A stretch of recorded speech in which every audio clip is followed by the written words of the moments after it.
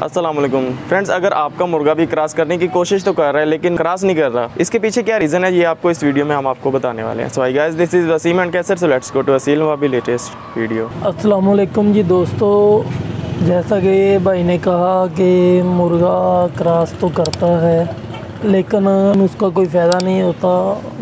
उसका फ़ायदा क्यों नहीं होता, क्यों नहीं उसे यानी कि सही तरह जो होना चाहिए वो नहीं होता। मुर्गा पता क्या होता है, मुर्गा बुत नहीं डालता। बुत पंजाबी में पंजाबी का लफ्ज़ है, मुर्गा बुत नहीं डालता सही तरह अच्छे से जी, क्रॉस नहीं होता। जब अच्छे से क्रॉस नहीं होगा तो मुर्गी अंडे नहीं देगी, अगर देगी भी तो उनसे बच्चे नहीं निकलेंगे, अंडे फर्टाइल नहीं होंगे।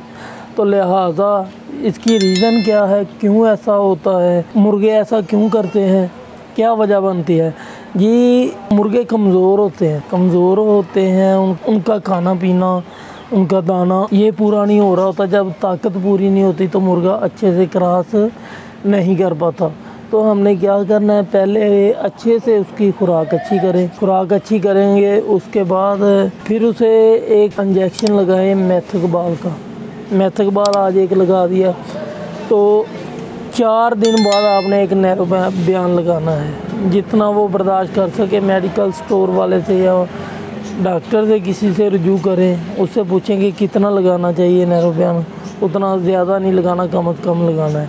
नैरो बयान लगाएं, हफ्ते के बाद 8 दिन जब हो जाए इस अमल को, फिर आपने एक फिर मेथकबाल लगा देना है। इंशाल्लाह इन दिनों में आपका मुर्गा क्रॉस करने लग जाएगा और बाद में आप मुर्गी के साथ भी मिला दें उसे, तो मुर्गी भी अंडे देने सही शुरू हो जाएगी और अंडे फर्टाइल होंगे।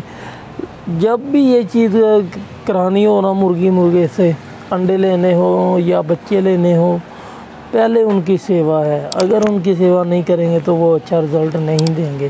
तो उनकी सेवा अच्छी किया करें जी। अच्छा जी, अस्सलाम वालेकुम।